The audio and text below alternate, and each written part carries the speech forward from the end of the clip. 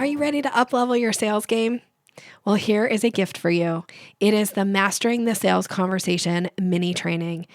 This training gives you my proven step-by-step approach to sales so that you can go from that overwhelmed and intimidated approach that you have to sales to feeling confident and leading a conversation so that you easily guide somebody to hiring you. You can get it right now by going to yoursalesmaven.com/mastering. This is my gift to you. Go grab it now.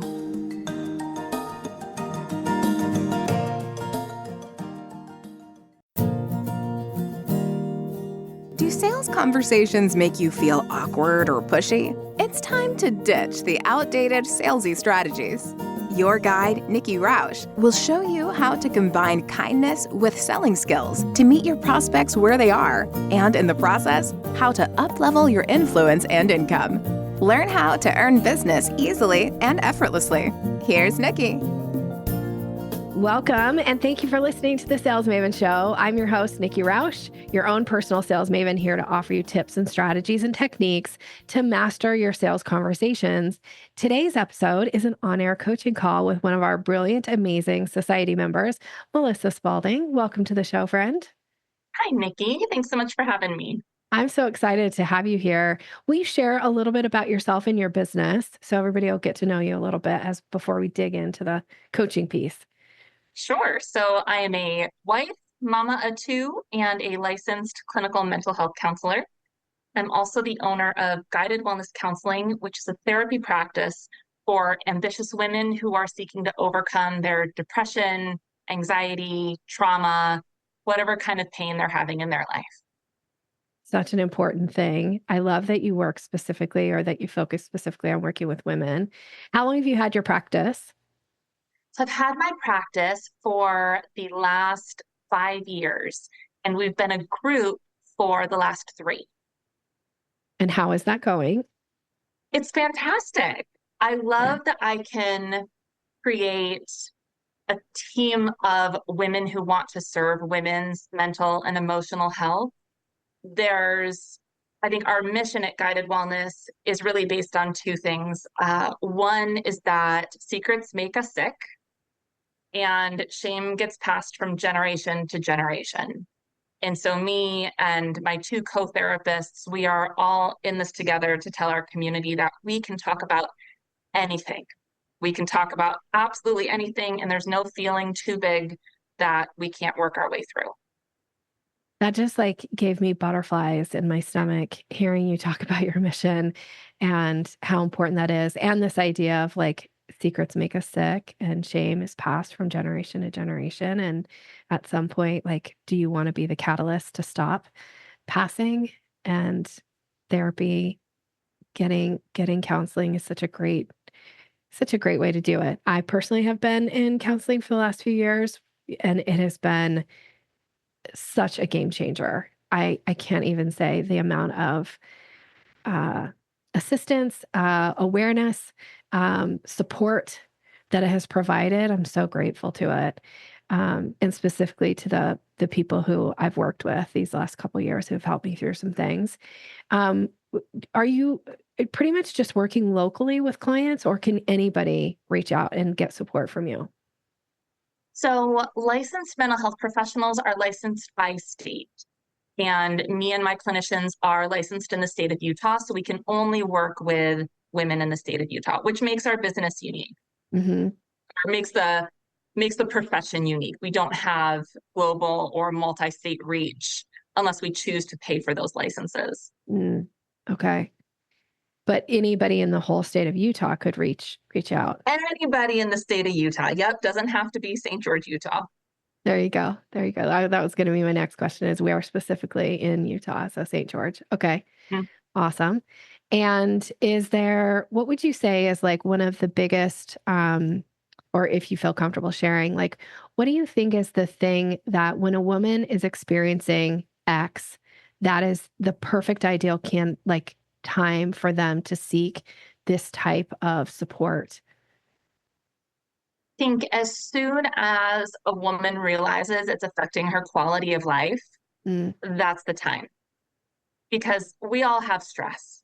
All relationships have ups and downs. We all go through trials and tribulations. But when we realize, wow, this is not how I want my life to be right now, or this is really affecting my health or just my quality of life, that's the time to start. And I'm really glad you asked, because so many people wait to be near their rock bottom Hmm. before they ask for help or seek counseling. And I wish more people knew you don't have to wait. You can start as soon as you recognize my quality of life is being impacted. Hmm. Yeah. Yeah. I love that you shared that. Thank you. And I would encourage anybody who is feeling like, okay, my quality of life is being impacted, like seek out resources. I will also say, I don't know what you would say about this. I don't think like any profession, they're not all created equal. So if you don't connect with your therapist or counselor, like there's other options. Absolutely. In fact, there's so much research that shows feeling seen and heard by your therapist are the best predictors of what kind of outcome you're going to have in therapy. It doesn't as much matter what degree they have, your therapist has. It doesn't so much matter what tools or theories they practice with. If you don't feel like your therapist is really getting you, if they've got that got me quality, it's the most important factor in predicting positive outcomes. And I sometimes you have to try on a few therapists Yeah, to feel that from them. yeah. As a child, I was in mandated counseling due to some trauma. And I remember going to see one of the therapists who would, I like ask me a question, I would be answering it. He would put his finger up and then he would like stop, like give me the stop sign, like hold on a minute. And he would call his wife and he would talk with her about what they were going to do for dinner and what movies he should pick up from this was back when they used to rent, you know, VCR tapes. That's how old I am. And what movies he was supposed to pick up at the rental store on the way home. And it left such a bad taste in my mouth. Honestly, it scared me away from counseling for so many years because I finally said to my mom, like, I'm not going back. I don't care like what anybody says. I am not going back to this person because I don't feel seen. I don't feel heard. It's such a big difference. Absolutely. So I love that you're Absolutely. out there doing the work that you're doing. And am I right in that? Well, I shouldn't frame it like that. Is this true that you also offer courses for other counselors to enhance their skills? Is that true? I do. I'm so Okay. glad you brought that up. So, one of the ways that I practice therapy is with an approach called EMDR, which Hmm. stands for eye movement desensitization and reprocessing. And I am a consultant through the International Association. So I get to help bring up the next generation of trauma therapists that are using this head, heart, body approach to releasing trauma and the way that it's stored in the nervous system. I love getting to consult with other professionals. So fun. Yeah, that's amazing. I love this too. Okay, so we're going to move into this. Really is about like for your benefit. So I want to make sure that how can I serve you today? What would be helpful for you right now in your business? And what question do you have? Sure. So, one of the things that makes my private practice a little unique is that we are a patient pay or cash pay practice. So, we're not paneled with any insurance policies. And for a lot of people, our services are cost prohibitive, I guess. Like they can't afford weekly therapy if they're coming to see us. Okay. And what I know as a trained therapist is that oftentimes weekly therapy is the best rhythm and routine, especially the first 6 weeks. The first 6 weeks are kind of magical when you get into therapy. So, what we're facing right now is I'm getting enough calls, I'm doing enough consultations, we're getting enough new clients, but a lot of them are not attending weekly sessions. And so, for example, if we want to be seeing 20 clients a week, I actually need 35 clients to be able to do those 20 sessions. Hmm. So, as a business owner, I've been trying to figure out how do I make these numbers work, knowing that maybe half of the people that come in are not going to be that weekly source of income. And the question that often rolls through my head is, okay, for the people that can't come weekly, do I create a a um a smaller offer, a low ticket offer to help them on those weeks in between and encourage them, if it's a good fit, to purchase that? Or do I create a high ticket offer or a high touch offer for the people that are already engaged, maybe have the income to lean more into personal growth in this way? And I don't know which direction to go. There's a part of me that says, for the clients that maybe can only come monthly, the chances of them buying more maybe is not likely because they've already maxed out their purchasing power. But the people that are coming weekly and have the money to spend, I don't know, maybe that's what we should lean into. Mm-hmm. So how do I decide? Do I create something low ticket or high ticket or both? Yeah, my answer is going to be both. However, the question or the one that I would focus on first is the one that has the least likely return, right? And that's going to be the high ticket offer. My guess is because you have people in your practice right now that are getting huge benefit and would probably like something else. Like, what else is possible for me? And what would that look like? So I would probably focus there first. Now, you could also do a little survey, right? Like before you create anything. I am a fan of that, although my philosophy usually is just like kind of create an outline, put it in front of people, see if they want to buy it. And if they do, then, build all the back end stuff as soon as you have some interested people ready to buy, because I like to test offers and I like to test offers all the time. So I love that you're thinking this way. I do think maybe even asking your audience if you've got some ideas of what that high ticket offer would be. This is probably what I would take to the audience. So not do you want an additional like offer? It would be if we were to offer a program that had, 3 of these 5 things or whatever, which would be most interesting to you? And then that way that might help you direct on like what goes into the high offer. And the reason I'm going to say give them some choice to pick from is this is a technique that's called giving a menu. And it's really important that you give people a menu when you're asking for feedback. Because sometimes if you just ask like a yes or no question, people will default to just give kind of like they won't give you as thoughtful of an answer. But if you give them some menu items to pick from. And we don't necessarily even care if they pick the menu items you give. Like I would leave one that was like, or something else, fill in the blank, right? And see what they fill in the blank. Because we're just trying to get their brain to go like, oh, this would be beneficial. Oh, I would like this. Or no, I don't really care about that. And that might be the thing that you're like, I think people are going to love this thing. I mean, I've done plenty of those offers where I'm like, this is the best offer I've ever made. And then crickets when you put it out there, right? So I would maybe test with your high end or your weekly clients to see what are some additional ways that you can serve them or that they can be served by the business. And here are some potential options or something else, ... Like I would start there.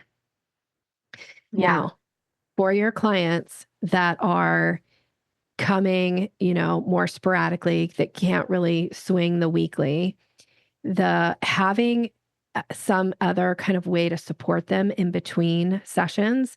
I actually really love this idea. And you might find that by having something like that, they are more inclined to start coming weekly because they'll get used to having whatever this kind of support is. They'll, when people start to see the benefit of and get results, right? Like I just feel better. I look forward to my sessions with my, with my therapist because afterwards I feel like I'm floating on a cloud or I've released 10 pounds of weight or, whatever that is. When they start to see those kind of results, they're more likely to find ways to make that work for them. And the thing about whether or not somebody can afford it or not, that's certainly true. There are certain people who would like to do things, but absolutely cannot swing it in their budget. And then there are certain people who uh, aren't willing to put it into their budget because they don't quite get, like, is it valuable enough to do? Right. And so when you can show them ways, like, what kind of value can they get out of this, then all of a sudden they find the money, right? They find the commitment. I mean, I think it really kind of goes back to that first and foremost. They find the commitment of figuring out how to make it work. And you might actually see that you convert some more of those into weekly clients, maybe. So I would test Yeah. both. My answer is both. It's really interesting to hear you frame the low ticket offer that way for people that aren't able or aren't willing to invest in those weekly therapy sessions because, maybe you've experienced this, maybe not, but especially in the beginning, therapy doesn't always feel great. No, Like it's sometimes terrible in the beginning. there's a lot of junk and Painful. vulnerability and realizations that, like, you're not even sure you want to keep going. For some people, things get a little worse before they get better. Yeah. I'm saying all the things that scare people off from going into therapy. But But yeah, helping them have that realization and get to some of those wins faster to be like, oh my gosh, this is actually helping. I think maybe I could do 3 sessions a month. Like, yeah, yeah. something to kind of add in because we're helping them find that value, experience that value. And you had said at the beginning that the first 6 weeks are so crucial, and that's 6 sessions, right? So if Yeah. somebody's only coming once a month, that's gonna take 6 months to kind of, but not, it'll actually probably take much longer because there's this diluted effect of, like, okay, so we had this great session this week, but then I don't see you for a month. I've got 3 weeks of falling back into old patterns of, not being able to maybe um, deal with a situation in a more, like, resourceful way. So I feel more drained when I come to the session with you versus, like, hey, this just happened. I'm not feeling really very resilient right now. Work through it with your therapist, leave the session going like, okay, I'm back to my resilient self. Right. And so I'm selling to the choir here, like, you're singing to the choir. Me, it's always selling. But I know you get this, right? But if it's going to take that much longer, then I could see where those people would fall off too, right? Because they're like, I don't really see the value in it. I'm not really getting much value out of it. And it's not a reflection on the therapist. It's more a reflection on their ability to, like, take it in when they most need it and then, like, use it, right? Like, oh, my therapist and I talked about this very situation yesterday. Here it is. And now, instead of having this type of reaction, I'm going to test this other kind of reaction, or, whatever, like, thing that Mhm. happens. Yeah, I think you're spot on that it's a reflection of the frequency, Hmm. right? Not necessarily the service. The example that I often use with clients or potential clients when we're doing a consultation is that the frequency, it's sort of like going to the gym. If you go to the gym once a month, that's not bad. You're not, you know, No, it's still, great, you yeah, went. That's yeah, fantastic. excellent. But you're not going to see any progress only going once a month. You're Mhm. just not. And it's not that the workout you're doing is wrong or the gym that you've chosen is a bad gym. It's an issue with frequency. Mhm. Same with taking vitamins. You take vitamins, even once a week. It's great, good job, but you're not going to see an effect. So I think having something to give them that exposure to their therapist and to the skills and the resources could be really helpful. I like that. Yeah, I think you'll find you'll probably have happier, more, like, resilient clients, right? That Yeah. really get the value of it. Um, and I think it's easy to talk yourself out of, like, I don't have a session for 3 weeks. I can just cancel and not go, right? Mhm. Versus I already have it on the calendar for next week. It's already built into my schedule. I'm going to go. And even though the last one wasn't very comfortable and I left, feeling like I needed a nap, At least that's me after some of my therapy sessions. Like, I feel like I actually need a Yes. nap. I'm exhausted. Like there was some real work that happened there. Uh, and but you go back the next week and you have a different experience, or something great comes, and then you look forward to the session after that. So I think giving them this opportunity to be exposed. Now, not everybody will take it. You might find that you have a higher like sell-through rate on your other offer that's to the clients that are coming weekly. Um, Mhm. and yet it's like, I always think we make offers and we put the work out into the world for the people who are most going to benefit from it and are willing to commit to it, right? So, I mean, I've had the Sales Maven Society since 2017, and I sometimes do get disappointed at people that like come in, don't participate, and then leave, and they're like, "I didn't really see the value in it." It's like, well, you didn't actually give it a chance. You didn't actually like even participate on one thing. So of course you didn't see the value but then I have to remember, like, I'm going to still make offers for people to join the society because it's people that come in and go, I didn't even know this was possible for me, right? Like, those are the people that we're doing our business for, I think.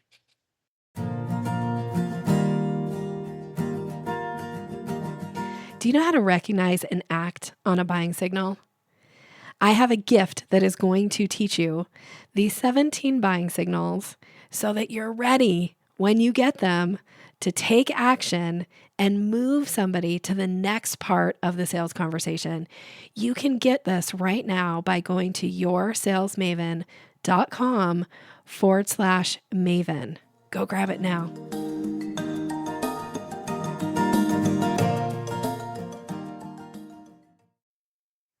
And so I'm imagining how I can have these conversations Mhm. with clients.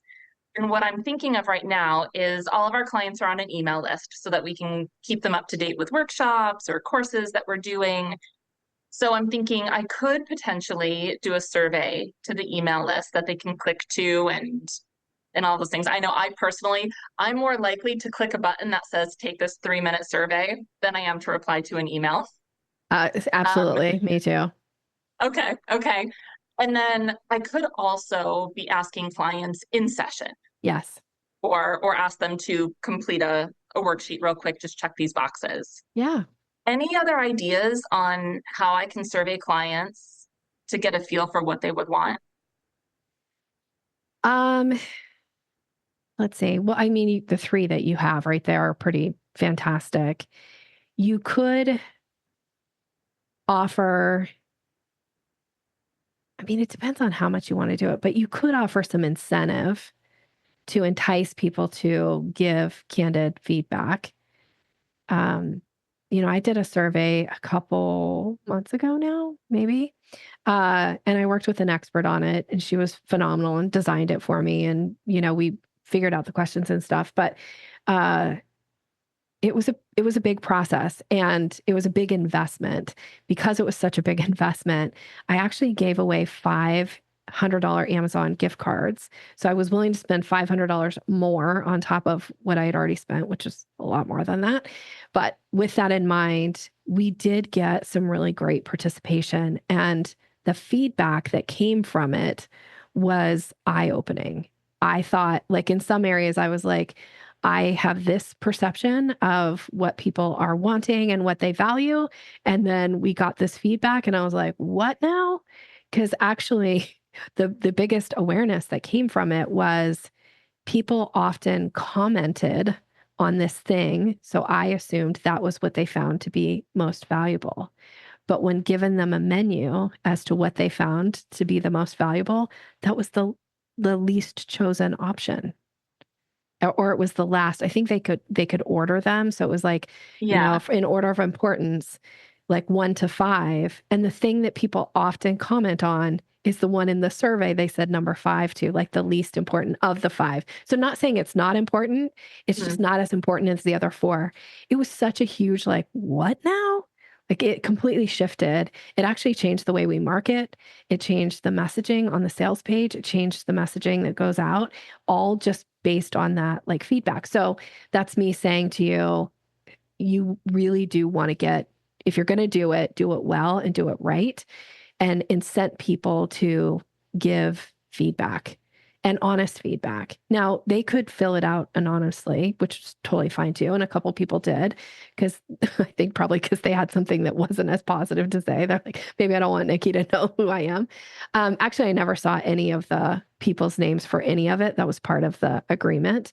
So it was all anonymous, but we do know like who won the gift cards, right? Because I had to send those to them. Interesting. Okay, so you could do it anonymously, but still like a number would get picked and Well, somehow it would go the to them, person right? who was evaluating the survey and putting the results together, they saw, but it was somebody outside of my Mhm. company. So she didn't reveal to me who, that was part of the agreement. Like she wouldn't reveal who said Mhm. what, which, we wanted people to be as candid as possible, because otherwise, what's the point? So that's me Mhm. just saying, like, if you're going to do a survey, put some thought into how can you get the best possible results from people and allow them to be as candid as possible. And one of the things that I know helps is by giving them a menu to choose from, right? Like, just because it's easier for their brain to come up with an answer versus like, tell me what you find the most valuable. It's like, I don't know. Skip that one. Like, but if you say, is it this? Is it this? Is it this? And they could be like, no to all of those. It's this. It just makes it easier for their brain to give an answer. Absolutely. So yeah, I kind of went off the rails there with that, but that's what I'm thinking right now is like, make sure the survey counts. Hmm. No, that's really helpful. As a licensed mental health provider, there are certain rules that we have to play Hmm. by Yes. because we're providing healthcare services. We have to follow the rules of HIPAA. And so, as you talk about incentivizing participation in a survey, that's helpful for me to hear because I'm like, okay, let me interpret that as a therapist because I don't want to I can't create like a power dynamic between my clients and I. Hmm. So what I'm thinking is like anyone who completes the survey gets our self-esteem workbook, Perfect. right? And the responses are all confidential. There you go. We don't know who's saying. So like finding that sweet spot between what it is as a I don't want to say a medical provider, a mental health professional Yeah. who is following these care guidelines for healthcare, Yeah. but still wanting to engage with her clients Yeah. and encourage them to engage. I think the other thing too is by asking for feedback, I think people become more invested. So you may actually find that some of the people who give feedback are likely to sign up for the offer. Like that could be the other result. And somebody actually just who I really admire and absolutely adore did this with me yesterday, asked me very specific feedback about something that she was working on. And so I gave very specific feedback, about like the questions that she had answered. And then her follow up to me was, would you be interested in either of these options? And I was like, so good, so brilliant. I love somebody who will take that next step and issue that invitation because I'm invested now, like because I'm giving her my feedback about the offer itself. And then she's like, would you be interested in either of these offers? I was like, that's so brilliant. So smart. I wonder if there's a way when I do my survey that like anyone who answers, so one of the things that I offer, for example, is EMDR intensives, where Hmm. instead of a 60-minute session, we might go 3 hours. And there's so much benefit to that because as you know, anyone who's been in therapy knows you spend the first 10 to 15 minutes catching up on your week and what homework you did or how it's going, how you're feeling. And then you've got 5 to 10 minutes at the end where you're getting grounded and centered before you have to leave and go home to the kids or go grocery shopping or anything. When you do 3 hours of therapy, you gain back that time. And so it's not the same as 3 hours. It's actually more like the equivalent of doing 4.5 hours of therapy. Mm. Anyway, I say all of that to say if on the survey we had a question about, you know, do you have a desire to, go deeper in therapy or would you be interested in retreats? Anyone who responds yes to that question could get a follow-up email saying, hey, you said you were interested in retreats. Did you know we offer EMDR therapy intensives? here's some information. Absolutely. Now, again, you want to make sure that you're staying in integrity so people aren't feeling like, oh, they were just using that as a way to sell to me. Right. So I would say like it is in the messaging and how you're following up, right? Of like, Absolutely. and I don't even know if I would say, hey, because you said you were interested in retreats, I probably would just send the message and say, would you be interested in, or would you be interested to know that there are these options available to you, right? About the retreats. Right. Like, I don't know, I would Right. comment. I get this question a lot from people of like, I can see when somebody's opened my email. So should I say, like, I know you opened the email? And I'm like, not really, because it feels a little big brotherish. It feels a little like I'm checking up on you.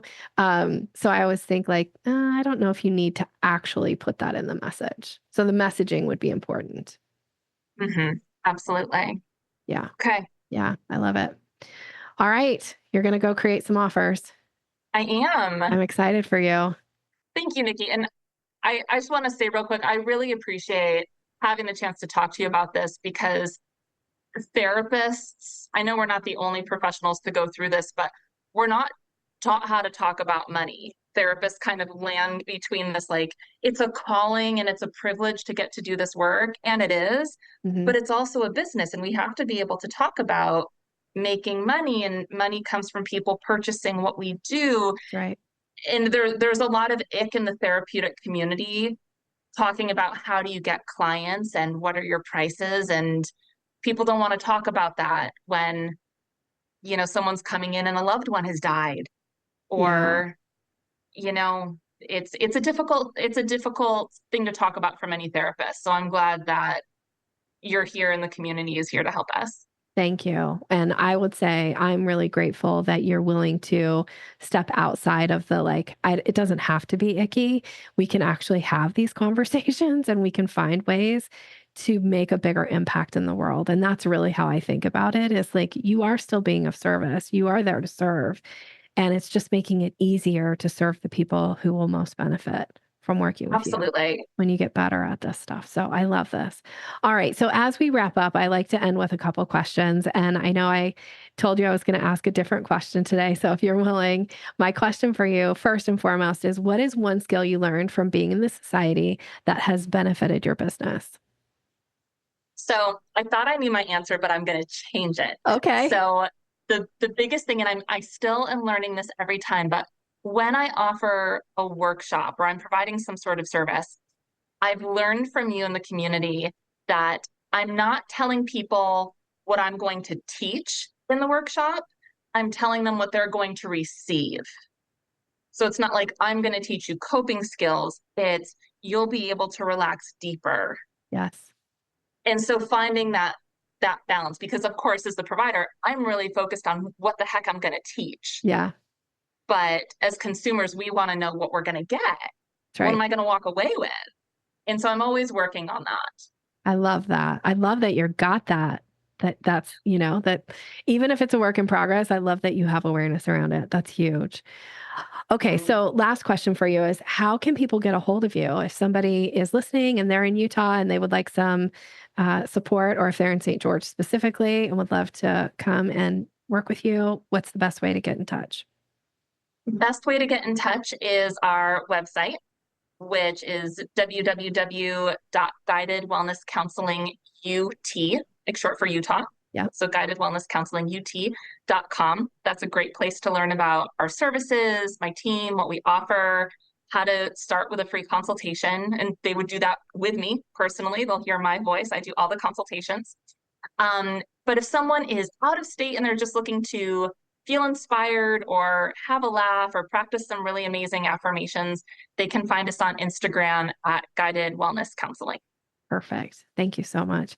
I adore you. I am so grateful to have you in the community. I'm so grateful to get to work with you in the different capacities that I've been able to over the years. And so thank you so much for being here.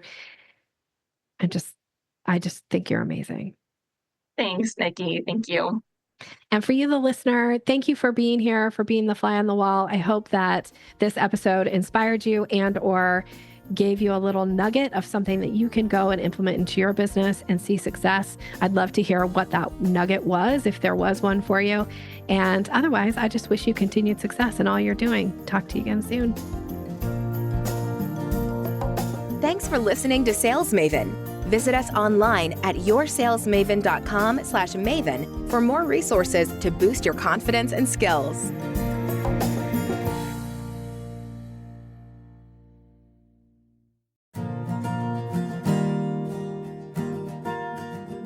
Are you ready to increase your confidence in your sales conversations? I have a gift for you that is going to show you exactly how to do that. It is my Closing the Sale ebook. It's all about leveling up your confidence, giving you language to use, how to seamlessly move somebody through the sales process. And you can get it right now by going to yoursalesmaven.com/Maven. Go grab it.